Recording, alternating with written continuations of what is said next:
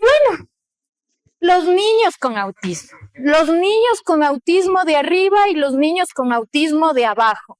Lo cierto es que no solo son niños con autismo. Y a veces nos olvidamos un montón de que el niño crece, se desarrolla y genera otro tipo de competencias.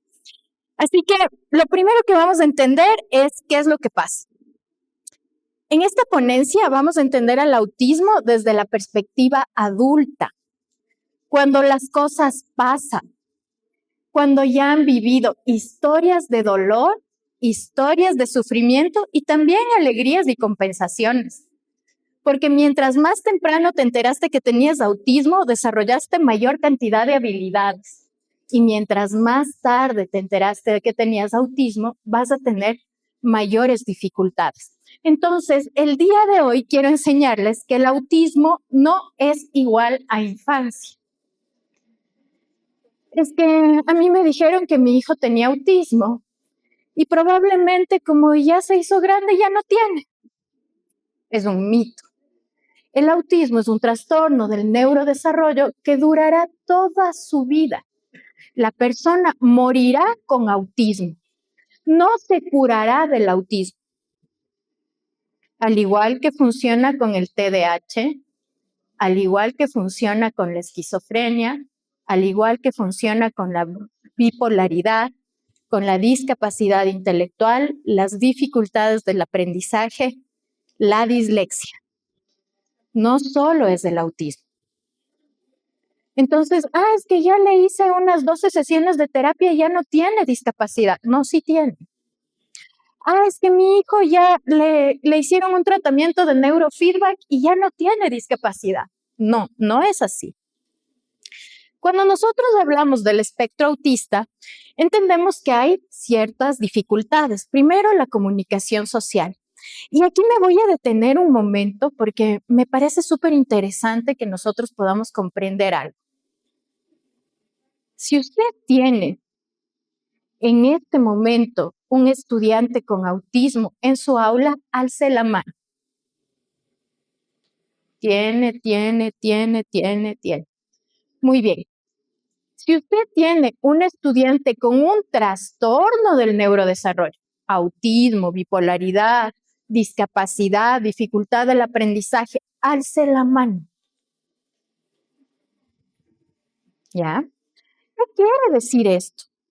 Quiere decir que esta persona luchó, guerrió, peleó y llegó a donde estaba. Y usted no puede quitarle el acceso, no puede discriminarle, no puede humillarle. Perdón, el compañero anterior es suavecito y tierno, yo soy dura y fuerte. ¿Por qué? Porque eso es lo que hago todo el tiempo. La realidad es que mi trabajo es luchar por la inclusión. Y los derechos no se piden de favor. Los derechos se aganchan, se luchan y se juegan. Y cuando estoy hablando de autismo, es que esta persona en la vida adulta, con dificultades en las habilidades de comunicación, con intereses restringidos o estereotipados y conductas repetitivas, con hipo e hipersensibilidad de estímulos y con afectaciones que persisten desde la infancia a la adultez, llegaron a la universidad rompiendo todo tipo de barreras. Están sentados en su puesto rompiendo todo tipo de barreras. Se enfrentaron a monstruos increíbles, monstruos con nombres como profesor de matemáticas, profesor de física, directora, rectora, centro educativo, unidad educativa. Ellos llegan y se sientan en esta silla con un montón de características, como cuáles: heridas, lastimaduras, golpes, sufrimiento, maltrato, aislamiento, ¿sí? Es decir, que usted no solo está viendo al estudiante que está bien guapito sentado en el aula, probablemente está viendo a este estudiante con escaras, lastimaduras, cortes de tantas batallas vividas a lo largo de su vida. ¿Sí? ¿Cuáles serán las batallas que ustedes consideran más importantes que ha vivido una persona autista que ya llegó a la universidad? Probablemente el bullying, el más fuerte, el acoso escolar, el abuso escolar. También, obviamente, una de las características más importantes, las personas con trastornos del neurodesarrollo son más proclives a vivir historias de abuso sexual. Entonces, ya llegan con mucha historia. Y la historia clínica del autismo nace desde Kanner y Asperger. No me voy a detener aquí porque el otro compañero ya les habló de esto. Sin embargo, yo sí me voy a detener en la historia de esta persona que llega a ser adulta. Llega a ser adulta con muchos significados. Llega a ser adulta con muchos conceptos aprendidos desde el dolor, aprendidos desde el sufrimiento y aprendidos desde esta idea tan fuerte, tan difícil y que muchas veces es subjetiva. No pareces autista, ¿sí? Este concepto de no parecer autista nos hace pensar en muchas cosas. Y la primera cosa es que los padres de familia viven un duelo brutal. No le voy a decir que tiene autismo, me voy a quedar callado. Doctorita, ¿será posible que mejor no le digamos nada a él para que él piense que es normal? Doctora, usted no puede decirle a mi hijo sin mi autorización que tiene autismo. Esto hace que nosotros tengamos retos en la adultez. Primero, que muchos de ellos fueron forzados a reducir sus estereotipos. Les castigaban, les pegaban, les quemaban, les encerraban, les amarraban. Y no solo hablo de sus padres, hablo de sus docentes, que en la escuela les amarraban para que no hagan estereotipias. Les pegaban para que no hagan estereotipias. La falta de formación profesional marca una instancia terrible cuando hablamos de autismo. Quiere decir que muchas de estas personas han sido desconocidas. ¿Por qué? Porque es muy difícil hacer una adaptación curricular y yo soy bien vago. ¿Por qué voy a hacer una adaptación? Uy, qué pesado, ya me ponen otro estudiante con estas características. Qué pesado, qué aburrido. A mí no me han formado para atender autismo. A mí no me han formado para atender trastornos del neurodesarrollo. Esas son las palabras que yo escucho constantemente y que deben ser modificadas y cambiadas por los docentes. Usted vive en un mundo neurodiverso. Cada uno de nosotros piensa, actúa, comprende las cosas de una manera completamente diferente. Cada uno de nosotros hace algo por mejorar la sociedad. Pero si usted niega el derecho a las personas con autismo, va a generar algo que se llama masking, de lo que ya había hablado la compañera, o se llama alto camuflaje. ¿Qué quiere decir esto? Yo voy a forzarme un montón para ser igualito a ti, mediante la teoría de las neuronas de espejo.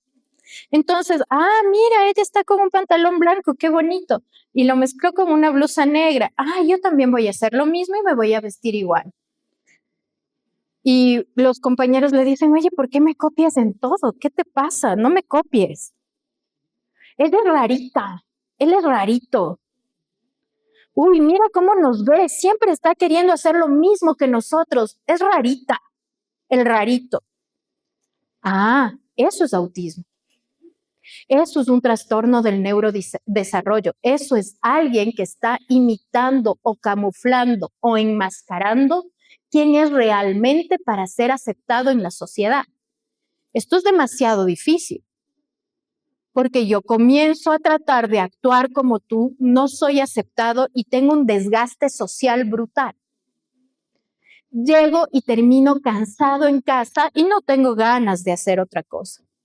Imagínense que este camuflaje es especialmente fuerte en las mujeres. Y además hay una retrospectiva o una retrospección diagnóstica. Comienzan los adultos a los que los padres les negaron su diagnóstico a buscar sus propias respuestas. En este periodo de tiempo yo he recibido siquiera a unos 40 adultos buscando un diagnóstico sobre su autismo. Y la mayoría de ellos es porque sus hijos tienen autismo y ven que su comportamiento es igual al de sus hijos. Y otras personas porque han sufrido crisis ansioso-depresivas muy graves que no están fundamentadas en un desorden neurobiológico.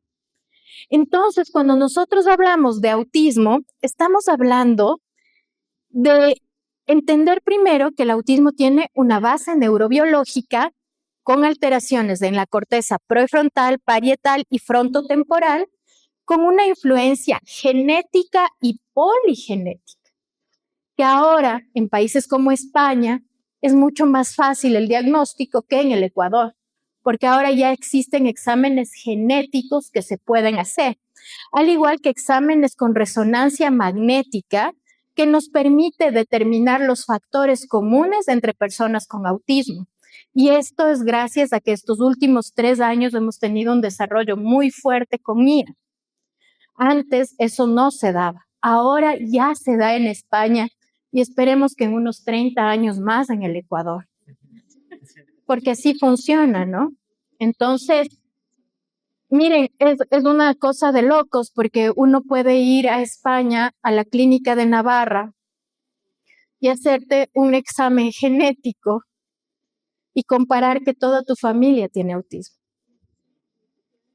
Y es una cosa maravillosa porque entiendes y comienzas a comprender cosas que has vivido en tu vida, que son difíciles de entenderlas normalmente.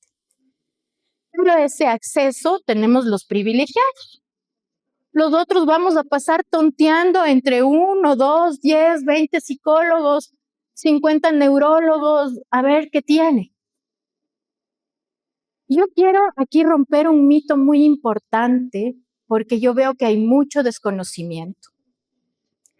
La única persona que da un diagnóstico de autismo es el neuropsicólogo clínico. Nadie más. Es que el neurólogo nos da, no, el neurólogo no da nada. El neurólogo solo va a ver que no tengas epilepsia o un daño fisiológico. Pero el neurólogo no da un diagnóstico de autismo. El neuropediatra da un diagnóstico de autismo. No, el neuropediatra va a verificar tu calidad de sueño, va a ver la epilepsia, va a ver si no tienes un daño funcional que justifique otra cosa. El neuropsicólogo clínico, mediante un protocolo, va a determinar todo un proceso de diagnóstico de autismo. En ellos se utilizará la prueba A2, ADIR, escala de Vineland, Merritt-Palmer, SENA, tantas cosas que nosotros utilizamos para generar un diagnóstico. Y la primera pregunta que me hacen siempre es, oye, Vero, ¿y cuánto se demora en hacer un diagnóstico? He visto personas que hacen diagnósticos en 4 horas. No sirve.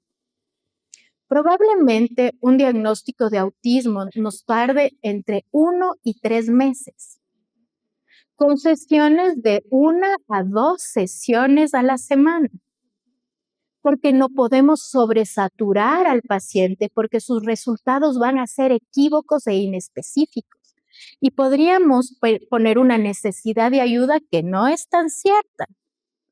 Entonces, cuando usted haga o cuando alguien le pida a usted una evaluación de autismo, primero vea un neuropsicólogo clínico basado en evidencia científica que además tenga sus certificaciones en las evaluaciones que le están haciendo. ¿Por qué es importante esto? Para tener un diagnóstico fidedigno.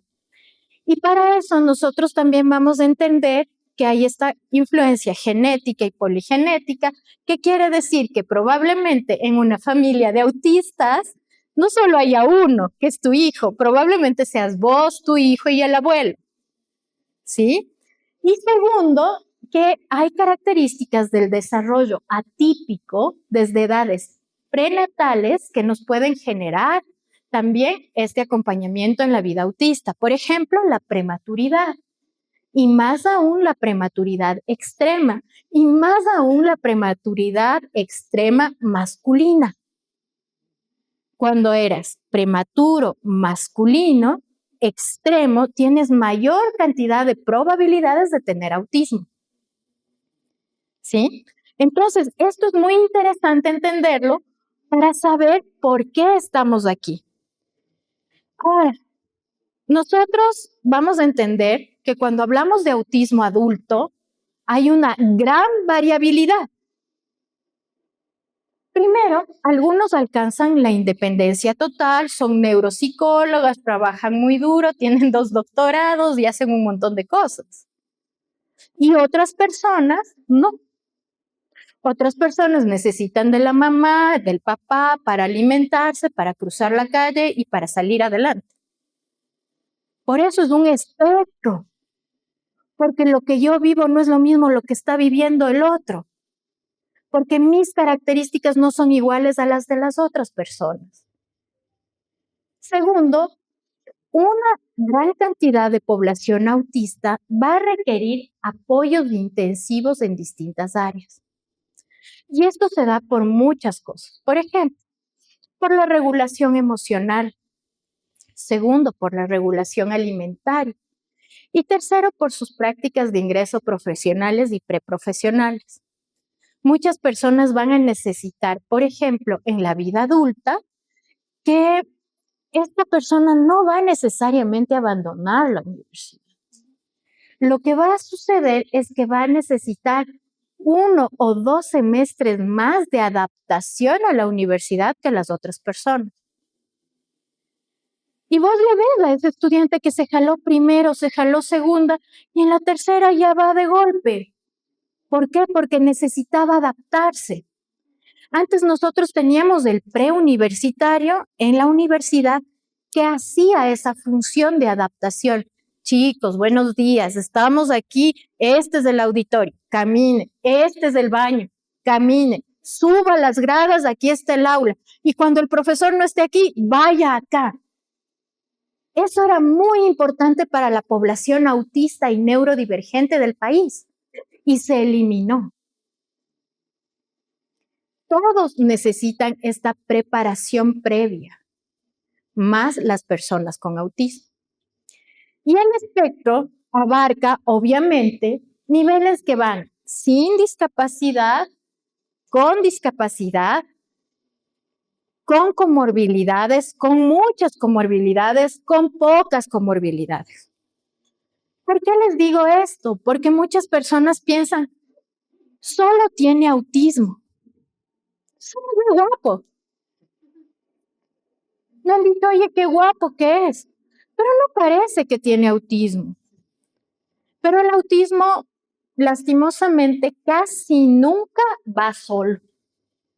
Y hago ese casi porque habrá un 1% de la población que realmente sea autista pura.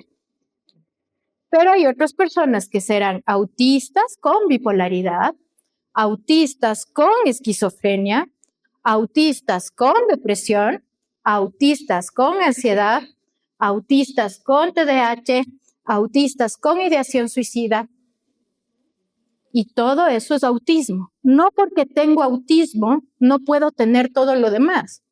Al igual que usted, que es neurotípico, no porque tiene diabetes, no va a tener hipertensión. O no porque usted tiene diabetes, no va a poder tener una cardiopatía. El autismo tiene comorbilidades. Las comorbilidades más frecuentes, ¿cuáles son? Los trastornos del estado del ánimo.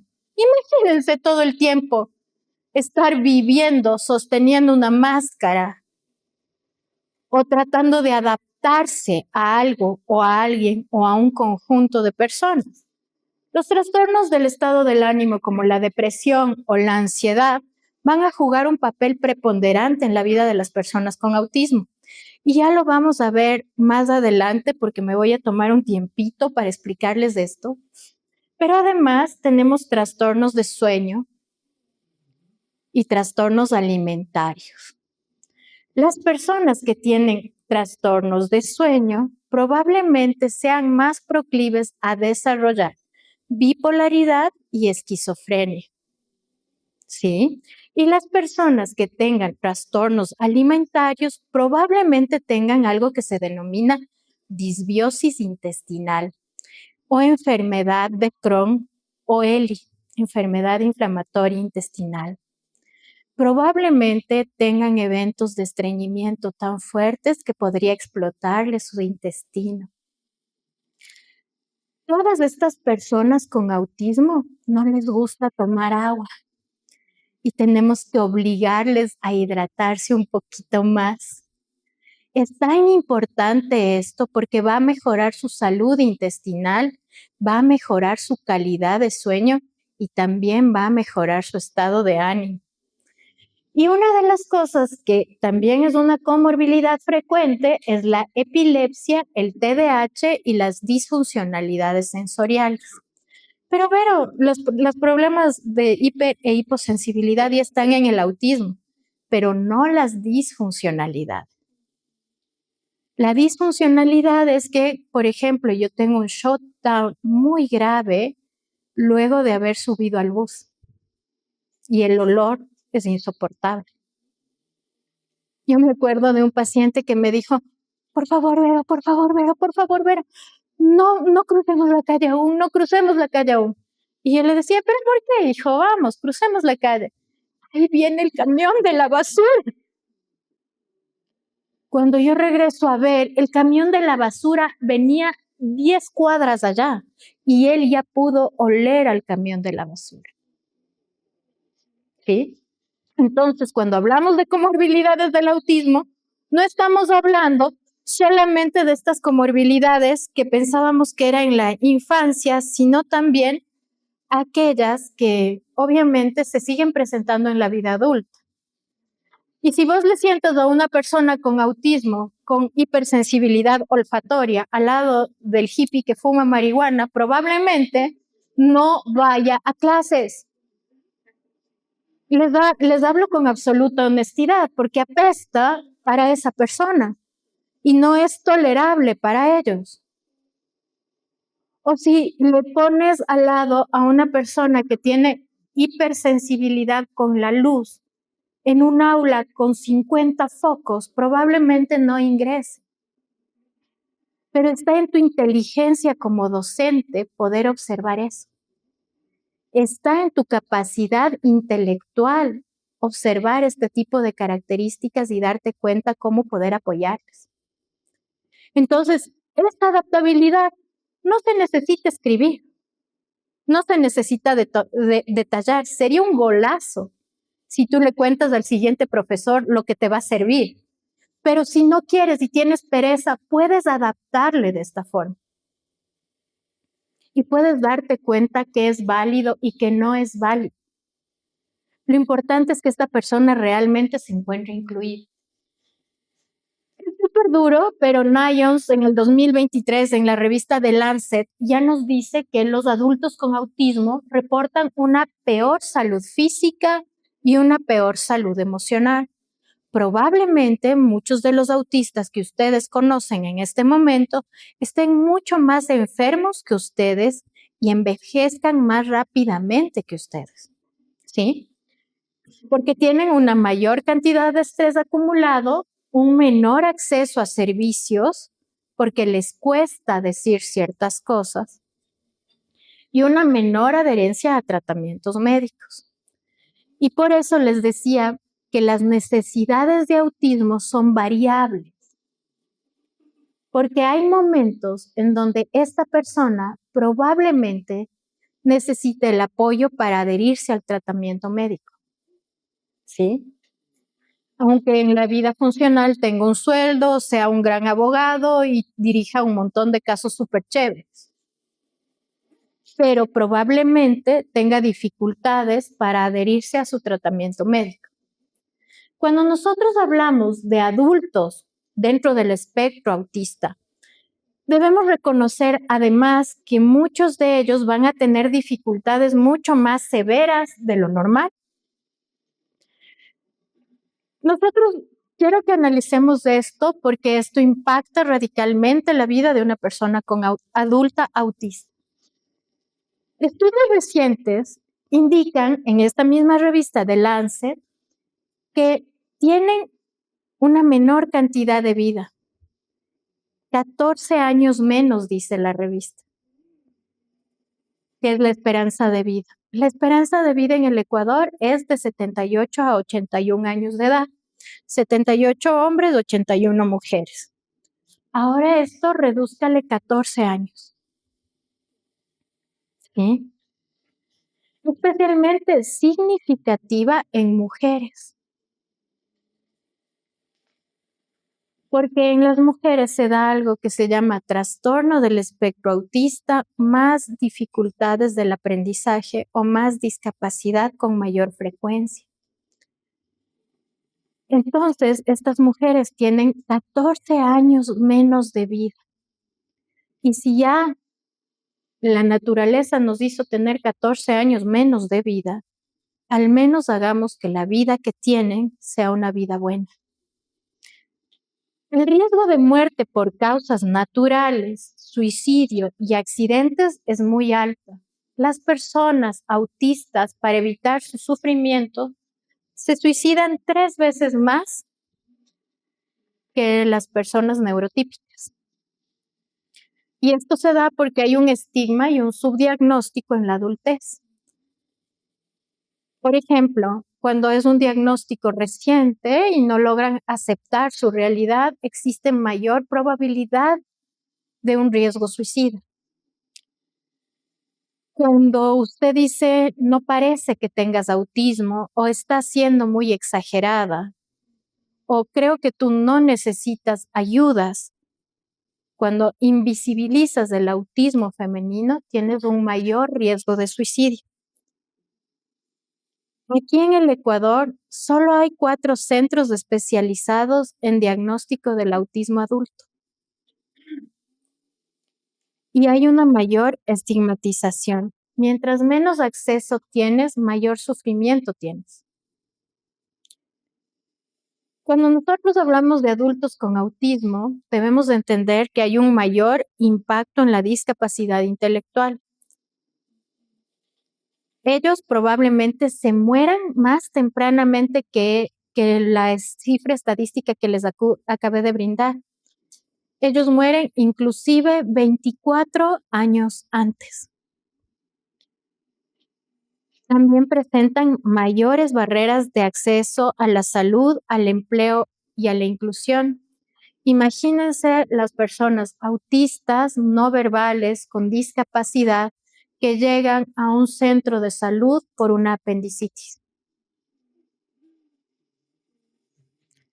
La mayoría de los médicos no está preparado para entender esta información y les mandan directamente al domicilio porque solo tiene autismo y está ansioso.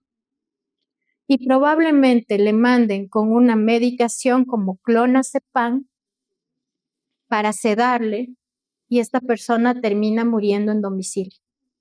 Esa es la cruel realidad de las personas con autismo y discapacidad en el pueblo.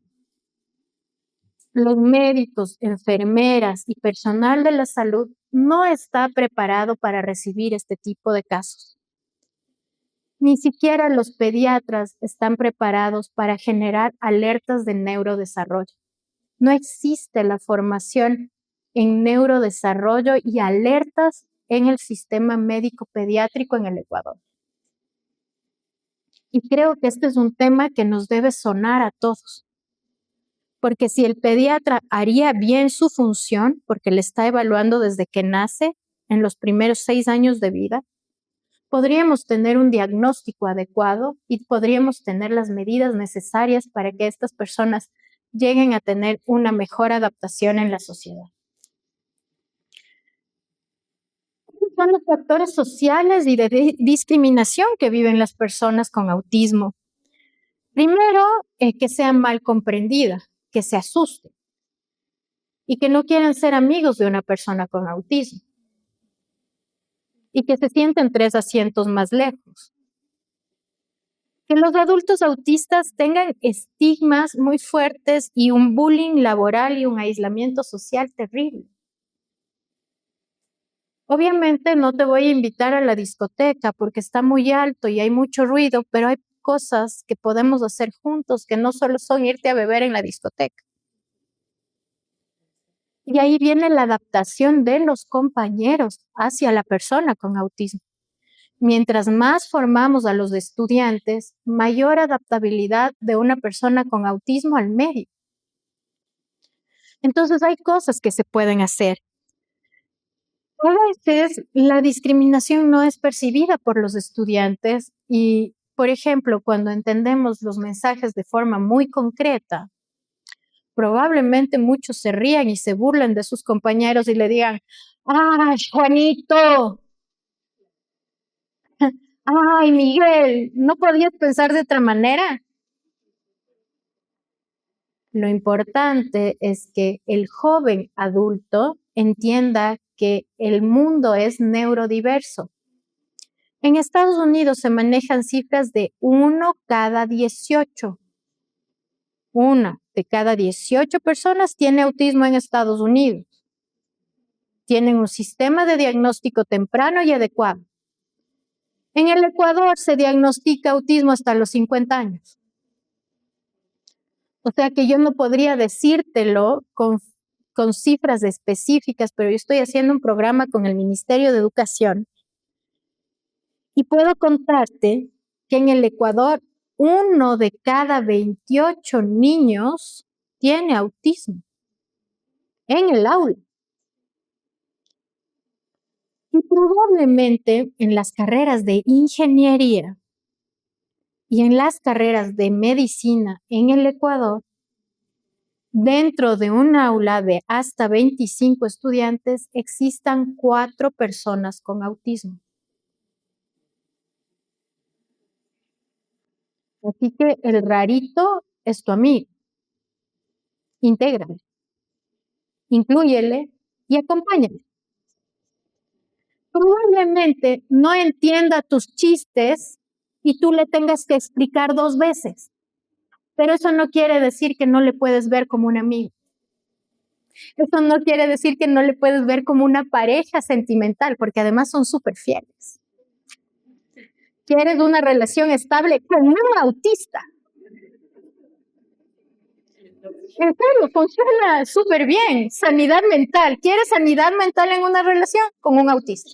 Las personas autistas son maravillosas y además las personas con TEA no leen entre líneas, no son hipócritas, no son falsos, no engañan, pero tampoco son ángeles de Dios, ¿no? Cuidado con eso. Tienen su mal genio y tienen otro tipo de características, pero lo importante que quiero decirte ahora, si estás en la universidad y si vos eres estudiante y le ves a esta chica que es un tanto extraña o diferente, puedes darte la oportunidad de conocerle, es maravilloso.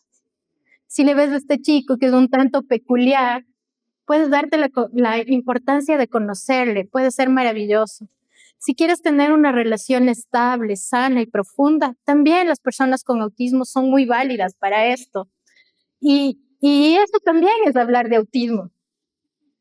Hablar de autismo también quiere decir el derecho a tener una pareja, el derecho a tener una vida sexual sana, el derecho a disfrutar el placer, ¿sí? Ahora yo les voy a decir además que las personas con autismo van a tener un acceso limitado a los servicios de salud. Y esto es porque las aseguradoras no cubren los trastornos del neurodesarrollo. Y esta es una lucha que debemos tener brutal. Y esta debería ser nuestra próxima lucha en los siguientes 3 años. Porque si no te cubren el autismo, no te cubren las comorbilidades de tu enfermedad, reduciéndote tus posibilidades de ingreso, además de la escasa preparación del personal sanitario, la sobrecarga sensorial en ambientes hospitalarios y la comunicación no adaptada, que también la vi en esta universidad. No hay comunicación adaptada, yo no pude llegar rápido a este auditorio, yo me perdí casi 40 minutos. Entonces, sí hay cosas que se deben mejorar y se deben mejorar fuertemente. La salud mental y la depresión y la ansiedad en el autismo. Yo quiero contarles que el 70% de los jóvenes con autismo presentan un trastorno del estado del ánimo. El 70%. Y obviamente la depresión es discapacitante, disfuncionalizante y además predice la calidad de vida en adultos. Y esto se da porque están luchando constantemente y fuertemente para ser aceptados entre sus pares. Si ustedes como docentes me ayudan a que todas las mañanas alguien converse con otra persona distinta, si ustedes forman el grupo de trabajo y no les hacen unirse por afinidad, si ustedes ponen reglas claras, si ustedes ponen una sola orden por regla, ya me está ayudando un montón o me está ayudando todo.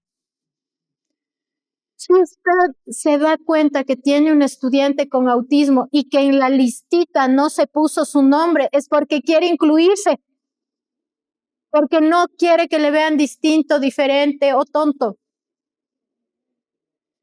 porque no quiere que le estigmatice. Y esto para mí es tan importante. ¿Por qué no se puso en la lista de las personas que necesitan apoyo? Pero yo no me voy a poner en ninguna lista. No es suficiente con que ya me vean raro todos. Entonces, esa estrategia no funciona. Hay que cambiar la estrategia. Nosotros debemos hacer nuestra propia lista. Nosotros somos los llamados a hacer la lista con el asterisco de apoyo. Pero no pidas que él te identifique o ella te identifique que tiene necesidades. Porque ya solo el hecho de hablar contigo es un reto demasiado fuerte. ¿Sí? Cuando nosotros hablamos de suicidio y autolesiones, nos vamos a dar cuenta que hay un mayor riesgo de suicidio, especialmente en las mujeres autistas. Porque obviamente hay mayor aislamiento social, mayor sobrecarga emocional y falta de diagnóstico oportuno. Hasta ahí se ve el machismo en la ciencia, ¿sí? El régimen patriarcal permitió un diagnóstico temprano del autismo en hombres, pero no en mujeres. Nosotros en el Ecuador, gracias a APADA, estamos teniendo un grupo multidisciplinar que va a trabajar en un protocolo de diagnóstico en autismo en mujeres ecuatorianas. Pero imagínese usted lo que nosotros estamos viviendo cuando hablamos de autismo.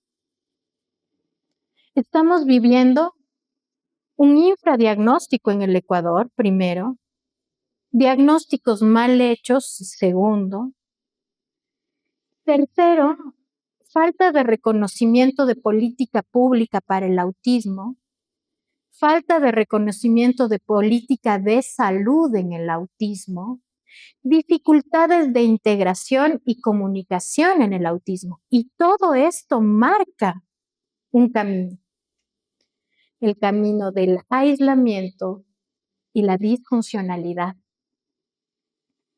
Porque estas personas tendrán menos oportunidades de desarrollo, menos probabilidades de conseguir un trabajo y mayores probabilidades de morirse o autoeliminarse.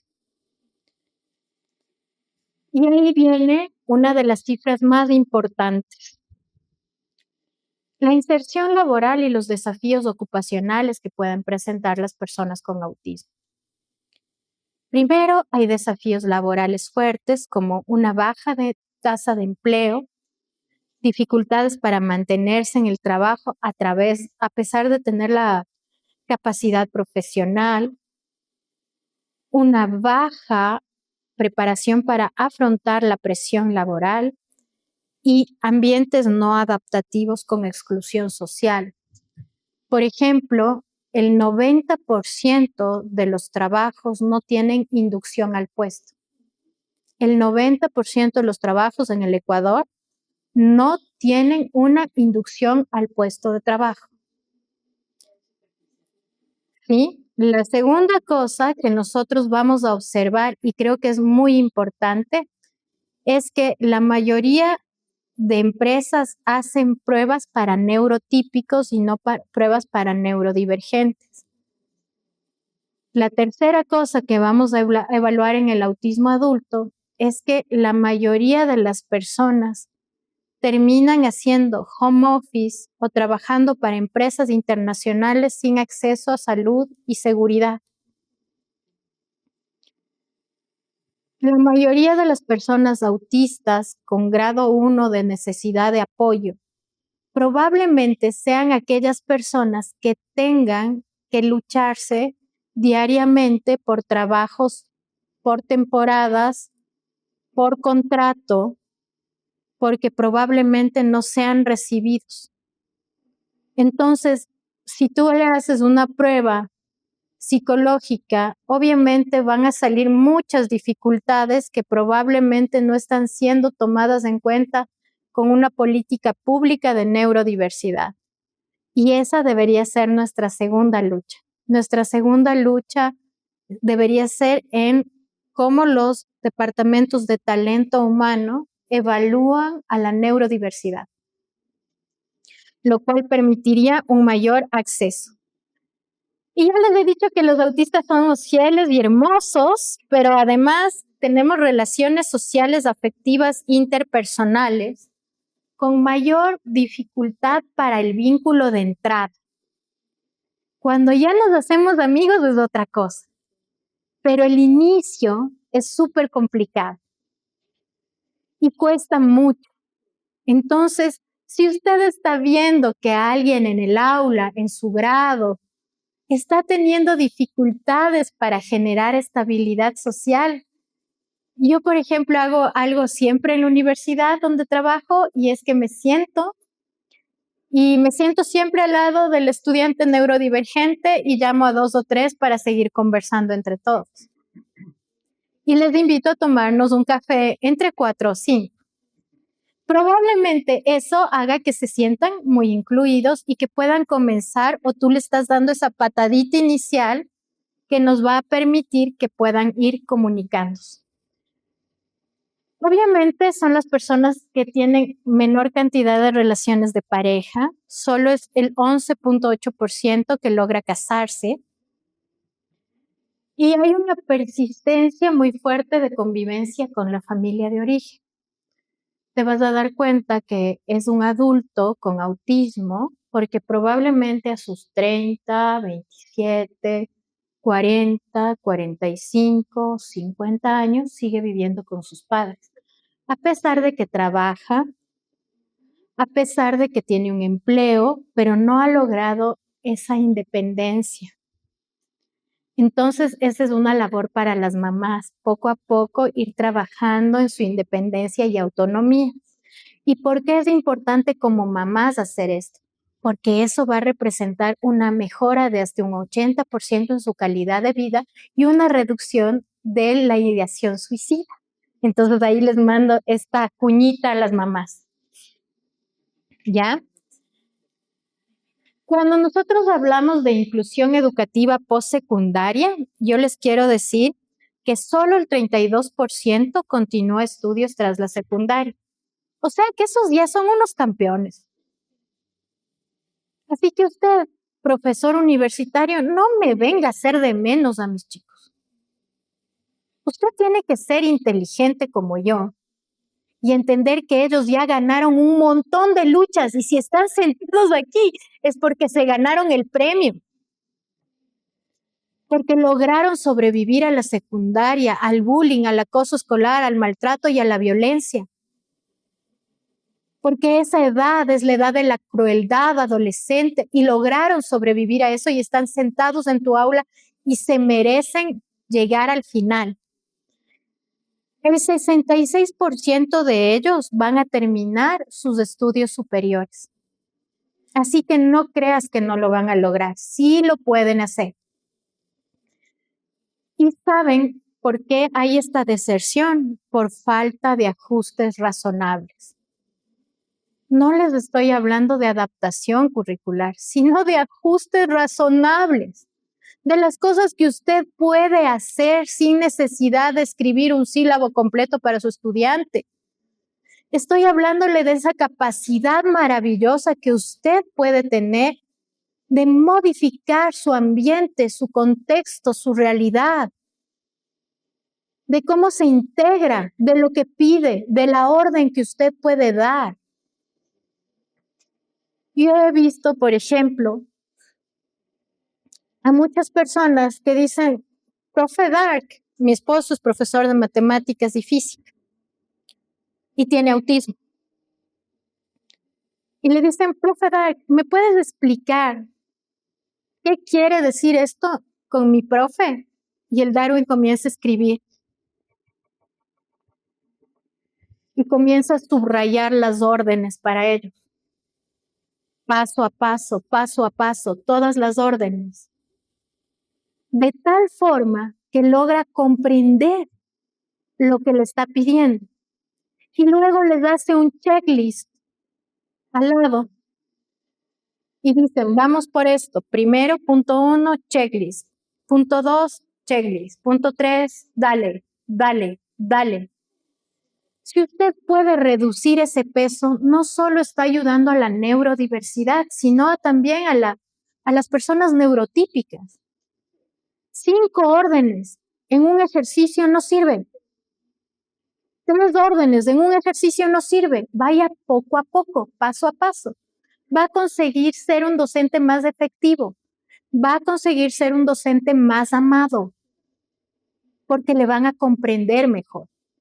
Pero si usted le puso una lluvia de 10 órdenes en un solo ejercicio para ahorrarnos la carga, probablemente estas personas no hagan nada.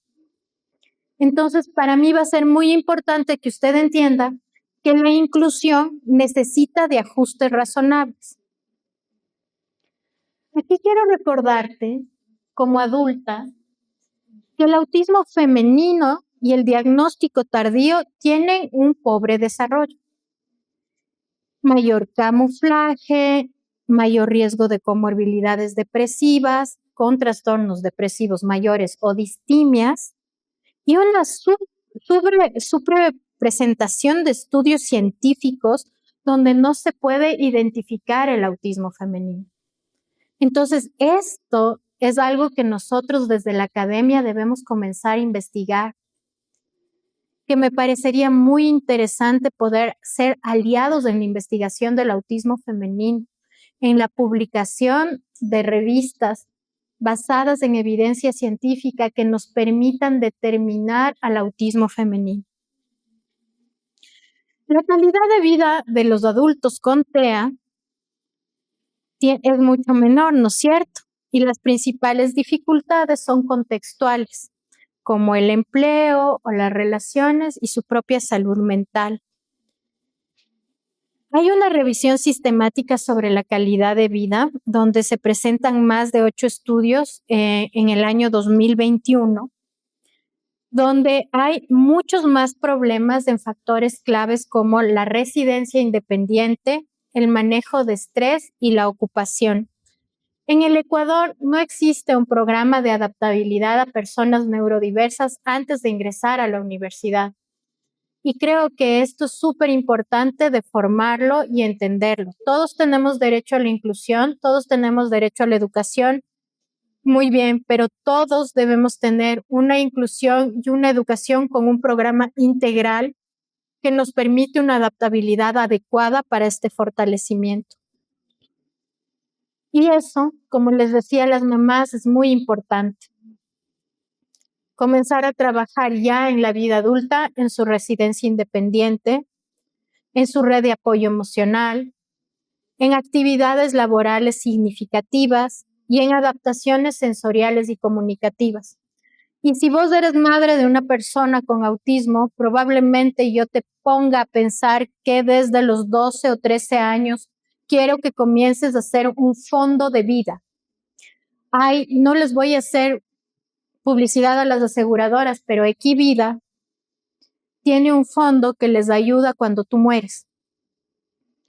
Entonces, tú vas depositando 60, 40, $80, $120, $200, y cuando tú no estés, ellos les van a ir dando mensualidades mes a mes.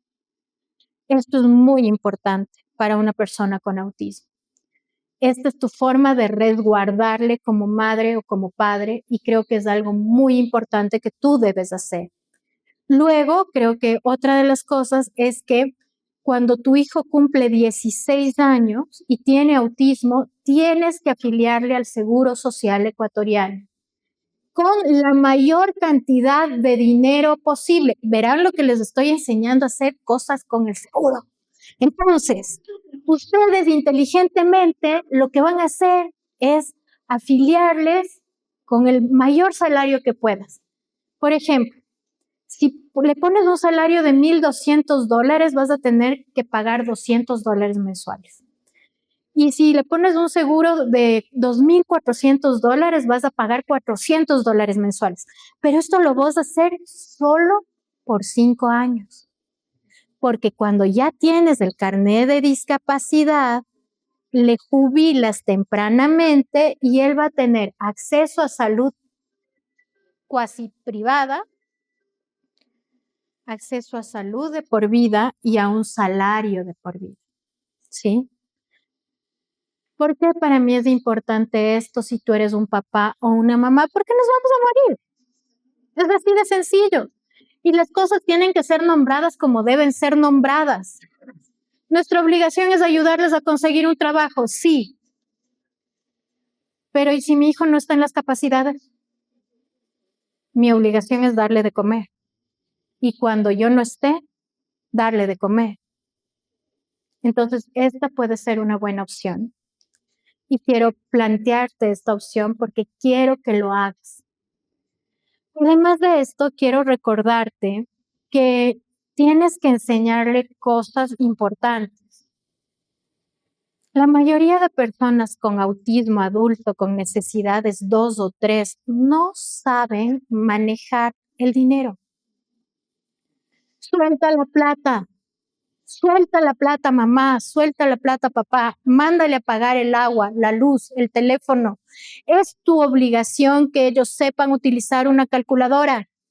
Es tu obligación enseñarle a utilizar una calculadora y hacer el presupuesto mensual de la casa. Y no me voy a rendir ante esto. Es tu obligación. Cuando llegan y me dicen, no sé dónde vivo, ahí le doy a la mamá. Cuando llegan y no me dicen, no sé cuál es mi número de teléfono y no sé cómo pagar, a los 16 años, ahí le doy a la mamá. Porque la independencia mejora su salud mental, reduce su depresión y reduce su ansiedad. Si usted no hace eso, probablemente tenga una calidad de vida mucho más empobrecida. ¿Y sabe qué es lo que pasa con una calidad más empobrecida de una persona con autismo? Que su madre se muere más rápido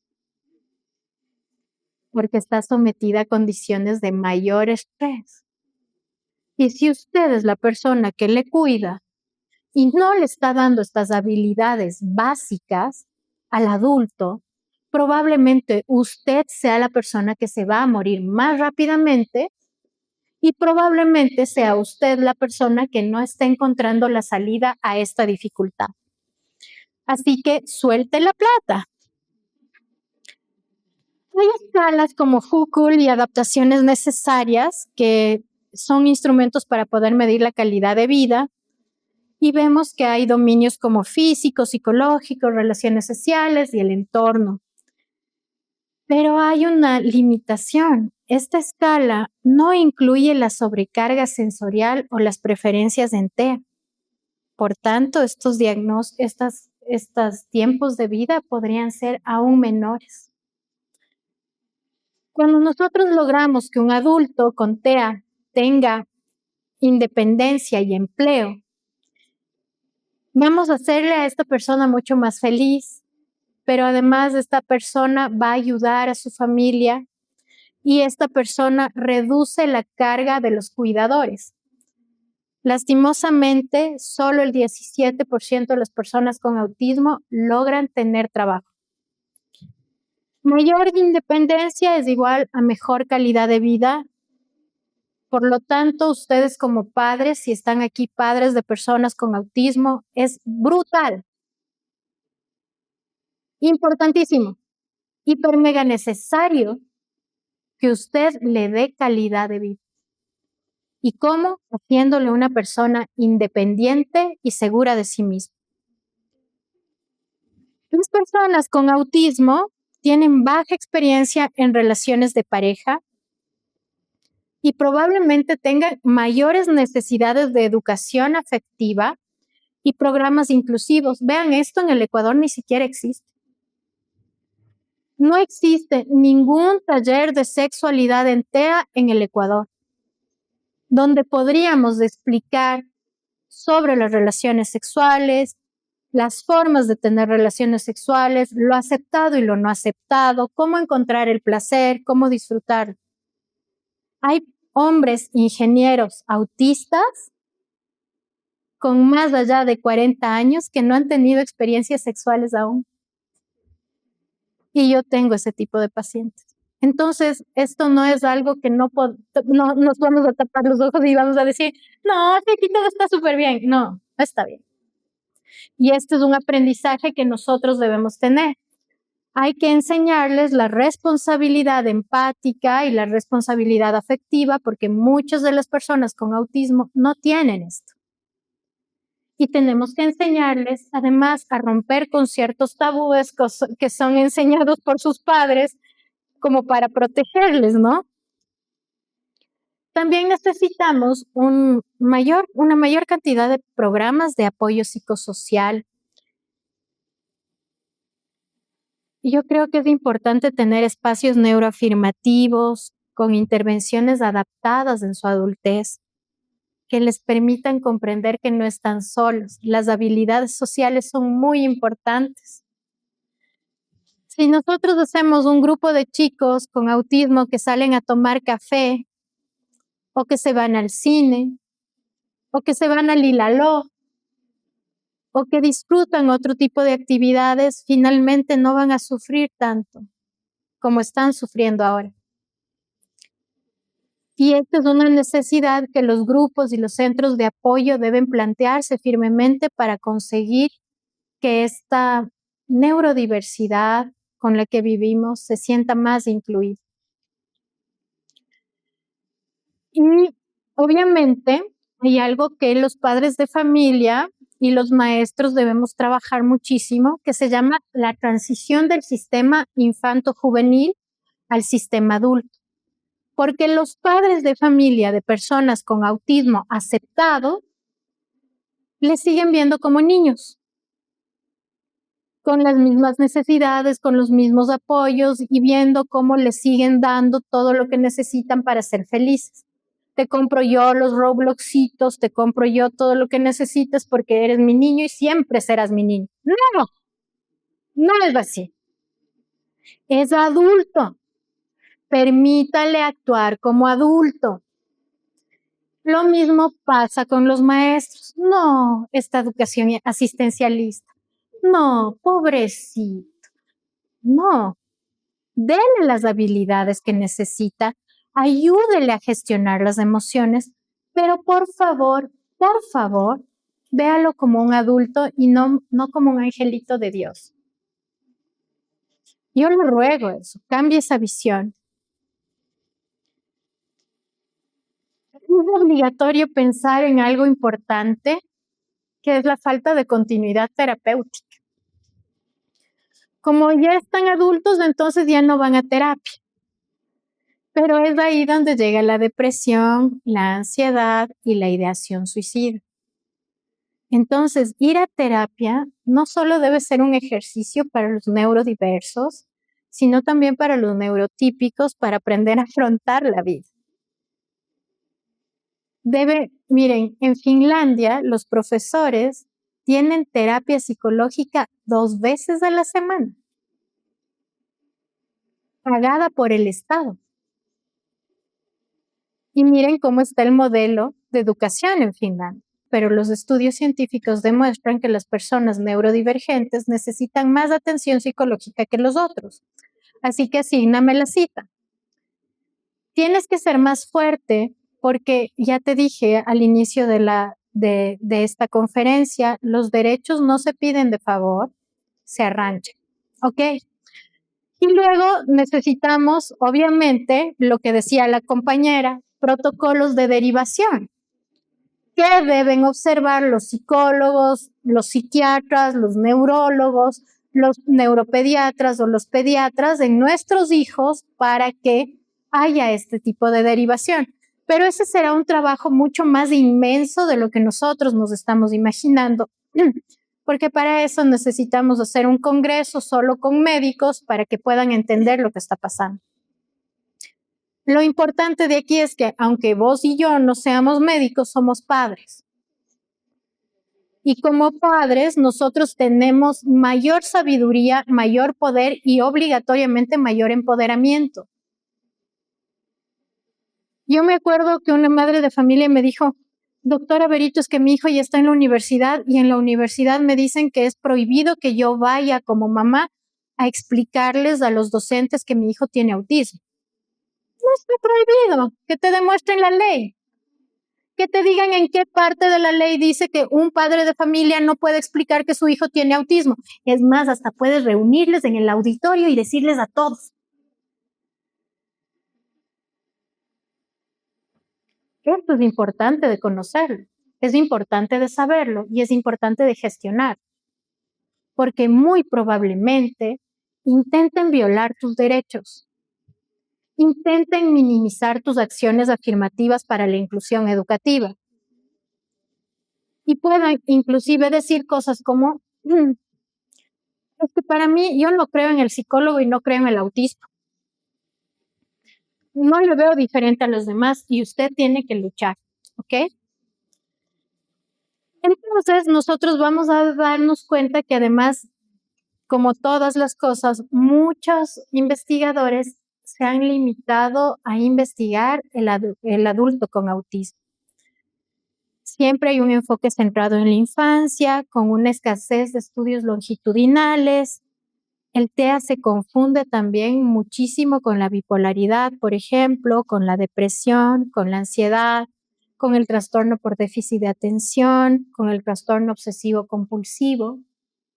Y eso hace que el diagnóstico sea mucho más pobre y puedes estar hipermedicalizado sin necesidad de estar. Creo que este es un tema que a mí me conmueve mucho porque muchas personas con autismo llegan a tener un diagnóstico luego de tomar al menos 10 medicaciones psiquiátricas con un daño hepático muy fuerte. Entonces, eso, y que no todas las personas con TEA desean que todo el mundo sepa su condición. Hay un orgullo autista, sí, que se está trabajando mucho, pero no todo el mundo quiere que sepamos que tienen autismo, ¿no? Entonces, cuando estamos hablando de autismo, también hablamos de política pública. Y hablamos de la necesidad de la inclusión laboral bajo medidas de inclusión laboral. Necesitamos un acceso prioritario a servicios de salud mental adaptados a la realidad de la población autista, la eliminación de barreras institucionales y unos planes de salud preventiva. Y yo ya le voy a preguntar luego, yo me voy a acercar a cada uno de ustedes docentes luego y me van a decir qué programa de vinculación con la comunidad están haciendo ustedes ya después de esta charla. ¿Qué van a hacer?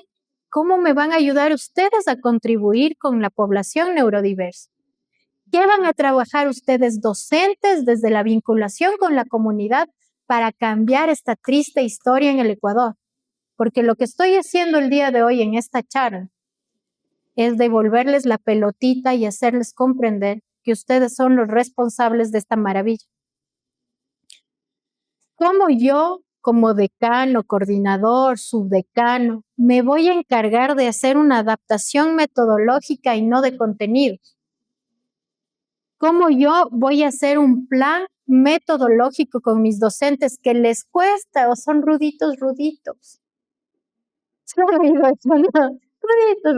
Entonces, ¿cómo voy a trabajar con estos profes que no quieren adaptar? ¿Cómo me voy a sustentar en la normativa legal? ¿Qué voy a hacer para que ellos sí o sí trabajen? Y aquí les voy a contar qué es lo que tenemos ahora en el Ecuador y qué funciona. Primero, el adulto autista va a tener intervenciones psicoeducativas. Siempre hay que pedir que el terapeuta sea cognitivo-conductual para desarrollar también habilidades sociales. Que este terapeuta tenga la necesidad de adaptación al ciclo vital adulto, que no le siga tratando como un niño. Y que haya una inclusión de intereses específicos como recursos terapéuticos. 4 centros en el Ecuador están acreditados con estimulación magnética transcraneal, que mejora las habilidades sociales intercomunicativas de las personas con autismo, que es una técnica no invasiva de modulación cerebral, con evidencia preliminar positiva en adultos con TEA, mejora en las funciones ejecutivas y en el comportamiento repetitivo. Y hay una revisión ya bastante fuerte de la estimulación magnética transcraneal con 7 estudios con 4 de mejoría clínica bastante fuerte y 3 sin cambios en la severidad más grave. Sin embargo, todavía hay resultados no concluyentes, pero prometedores para adultos con disfunción severa.